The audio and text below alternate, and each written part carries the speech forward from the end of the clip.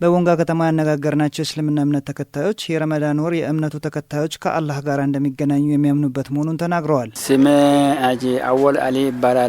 ያለበትም ቦታ 02 ቀበሌ ነው። ረመዳን ማለት አላህ ለኛ ያወጣልን የእስልምና 5 መሰረቶች አሉ። ከ5ቱ መሰረቶች አንዱ ረመዳን ጾም ነው ማለት ነው። መጀመሪያ እንግዲህ ሻሃዳ አድርጎ በአላህ አምኖ በነቢያችን አምኖ ወደ እስልምና ከገባ በኋላ ያለውን ነገር ከ5ቱ አንዱን ተግባር ነው የምንፈጽመው ማለት ነው። ያም ማለት ምን ማለት ነው? መጀመሪያ በአላህና በነቢያችን መላእክተኝነት ማመን፣ ሁለተኛ ሶላት መስገድ፣ ሶስተኛ ረመዳን መጾም ማለት ይሄን ጾም የምንጾመው ጾም ማለት ነው። አራተኛ ሐጅ ራሱን ከቻለ መንገዱ ሰላም ከሆነ በቂ ገንዘብ ካለው ለቤተሰቦቹም በቃ ነገር ካለ ሐጅ በእድሜው አንድ ጊዜ መሄድ፣ አምስተኛ ደግሞ በቀዳና በቀደር ማመን ነው። ያንን መተግበር ማለት ነው። ከዛ አንዱን ነው የፈጸምናል። ስሜ ዝመሪያ ሸምሱ ይባላል። 12 ወር ውስጥ አንድ ታላቅ ወር ይሄ ወር ስለሆነ ያ ታላቅ ወሩን በጥሩ ሁኔታና በሚኖት የምናከብርበት ቀን ነው። ይሄ የሚከበረው ለምንድን ነው? ለወንጀላችን ብለን ምንጾምበት።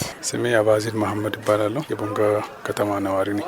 ረመዳን ማለት ታላቁ የጾም ወቅት ነው። በሻባን አቆጣጠር 9ኛ ወር ላይ ነው። አላህ ያከበረው ወር ነው። የምትዛዘን ወር ነው። ታናሽ ለታላቁ ታላቅ ለታናሹ የምትዛዘንበት ወር ነው። ጌታችን አላህ Subhanahu Wa Ta'ala የምንፈራበት እዝነት የተሞላበት ወር ነው። በሃይማኖቱ አስተምሮ መሰረት የረመዳን ጾም መልካም ተግባራትን መከወን የሚጠይቅ በመሆኑ የእምነቱ ተከታዮች ይህንን ተግባራዊ በማድረግ መጾም እንዳለባቸውም ገልጸዋል። ያለው ዘካ ያወጣል። ዘካ የሚለው 2.5% ያወጣል። ይሄ ማለት ወዶ ሳይሆን አላህ በሱ ላይ ያደረገውን ግዳጅ መውጣት ነው። ያንን ደግሞ ለማን ነው የሚሰጠው? ለአቅመ ደካማ ነው። ለ8 ክፍል ቁርአን የሚያዘው ለመንገደኛ፣ ለአቅመ ደካማ፣ ለምስኪን እያለ 8 ይቆጥራል እና ያንን ያለው አወጥቶ ለደሃ ያካፍላል። በተለይ እንደውም ይሄ የኛ ረመዳን ጾም ሲመጣ ከሀብታም ይልቅ ደሃ ይደሰታል። ምክንያቱም ያለው የሚሰጥበት ወቅት ያ ነው። አቅመ ደካማዎችን፣ ወላጅ አልባዎችን ያለ እነሱ መብላትም ደግሞ መጠጣትም አይቻልም። ከነበርንበት 11 ወራት ከመጥፎ ስራችን ተላቀን አላህን የምንዘክርበት፣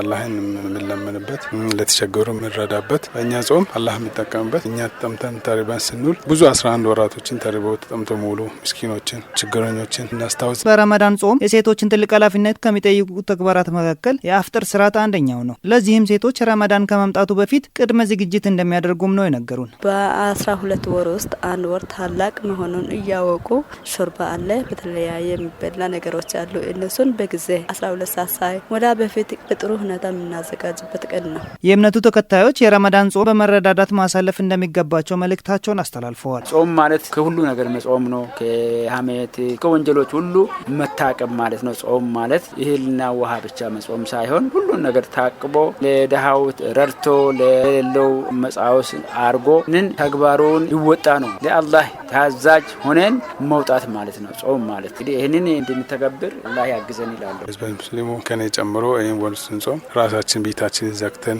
ራሳችን ብቻ የተሻለ ነገር ሰርተን አፍጥሮችንም ሆነ ሱሮችንም ብቻችንን የምናርግበት ወር ሳይሆን እኛ በመናስበው ልክ ለሌሎችም ለተቸገሩ ለጎረቤት፣ ለዘመድ፣ ለአዝማድ አካባቢው ስላሉ ለተቸገሩ ሰዎች ያካፈልን እንድንጾም አላህ ማዘናል። ወሩም ደግሞ የእዝነት ወር ስለሆነ የተዛዘነ የምንጾምበት ወር ነው ብዬ አስባለሁ።